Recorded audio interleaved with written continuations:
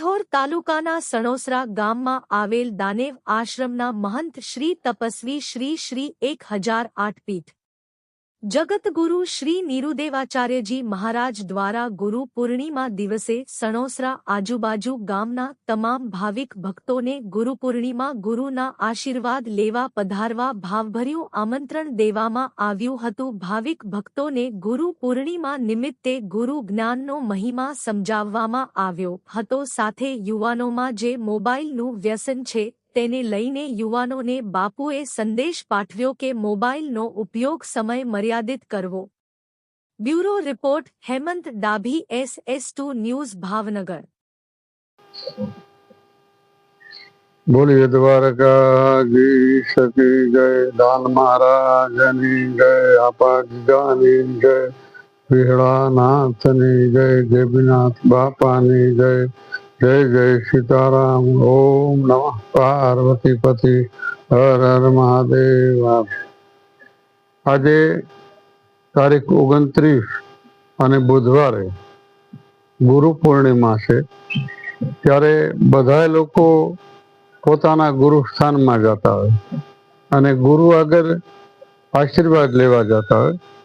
એટલે ગુરુ પૂનમને દિવસે આશીર્વાદ લેવાનું મહત્વ શું છે, અથવા તો ઘણા લોકો એમ કહેતા કે ગુરુ આગળ તો ગમે ત્યારે જઈ શકાય, ગમે ત્યારે આશીર્વાદ લઈ શકાય, પણ એક એનું માધ્યમ છે કે કોઈ પણ તમે વસ્તુ એનું ઉદાહરણમાં તમે જુઓ કે દૂધ છે એની અંદર ઘી પડ્યું છે, એમાં દહીં પડ્યું છે, છાશ પડી છે, પણ એને 12 કલાક સુધી એને મૂકી દેવામાં આવે અને 12 કલાક પછી એને તમે જ્યારે જુઓ મેળવણ નાખીને એટલે દહીં થઈ ગયું હોય તો તમે દહીં ખાઈ શકો, એની વસ્તુ તમે હલાવો એટલે માખણે ખાઈ શકો, એની વસ્તુ તાવો એટલે તમે ઘી પામી શકો અને એ વસ્તુમાં છાશ આવે, પણ મૂળ તો દૂધમાંથી જ છે।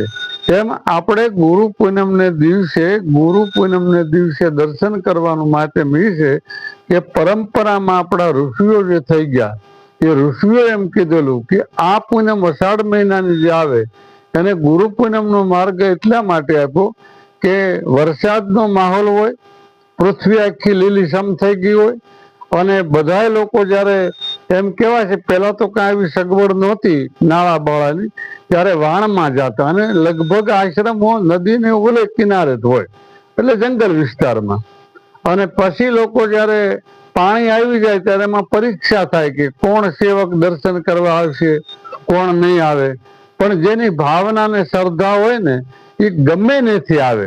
એ વખતે પુલ બાંધેલો હોય તો ભલે, અને ન તો તેથી વાણમાં જતા અથવા તો ત્રાપો કરીને જતા અથવા તો શ્રદ્ધા હોય એ તરી પણ હોત જતા। અને એ વખતે જયારે એટલી કષ્ટી ભોગવીને જયારે શિષ્ય પોતાના ગુરુને દર્શન કરવા આવે ત્યારે ગુરુએ 12 વર્ષની તપસ્યા કરી હોય તે 100 વર્ષની કરી હોય તે 500 વર્ષની કરી હોય, એ જે તપસ્યા કરી હોય ને એને એમ ખબર પડે કે મારા શિષ્યને મારી ઉપર પોતાના જીવને જોખમે પણ પગે લાગવા આવે, આ અધિકારી શિષ્ય છે એટલે એને કાંઈ પણ આપે, એટલે એનો અર્થ એ નથી કે જે શિષ્ય ન આવે એને નહીં આપવાનું, એનો અર્થ એ થાય છે કે જેની શ્રદ્ધા હોય ને એનું માપ નીકળી જાય।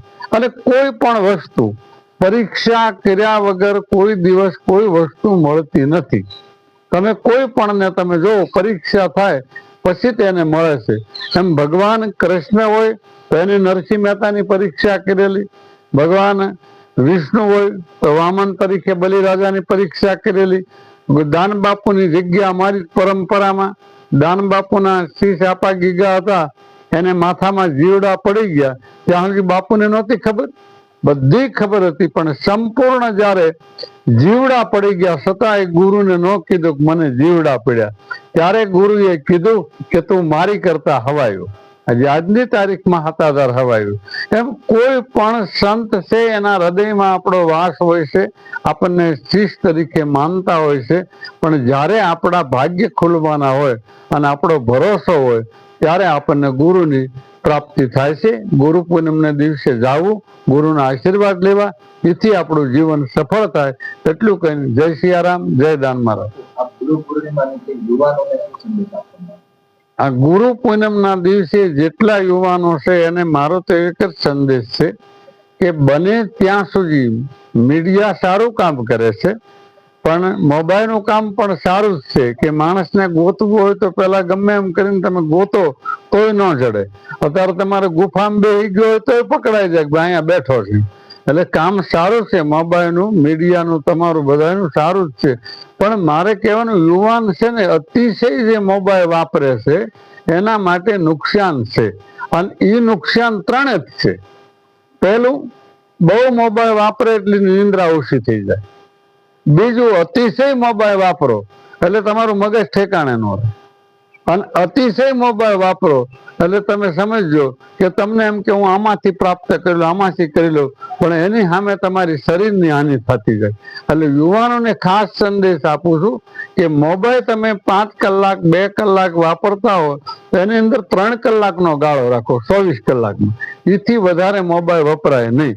પણ છતાં જરૂરી હોય તો કોમ્પ્યુટરમાં તમે 12 કલાક બેસી શકો. પણ કે એક વસ્તુ જાણવા જેવી છે કે તમે અખતરો કરજો, મોબાઈલ તમે 8 કલાક આમ કરશો ને તો તમને નીંદર નહીં આવે. અને એની ઘડીએ તમે 8 કલાક માળા લઈને બેસજો, ન બેસી શકો. તો માળા શું છે? એક નામ જ છે. હું એવું નથી કે રામનું નામ લ્યો, કૃષ્ણનું લ્યો, માતાજીનું, તમે ગમે એનું લ્યો, તમારે મિત્રનું નામ લ્યો, પારા ફેરવતા ફેરવતા.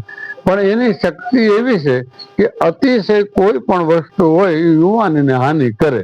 એટલે બને ત્યાં સુધી મોબાઈલ માપે વાપરવા, જરૂરી વાપરવા, ન વાપરવા એમ નથી કહેતો. એટલે યુવાનો એટલું ધ્યાન રાખે તો એનું ભવિષ્ય સુધરે.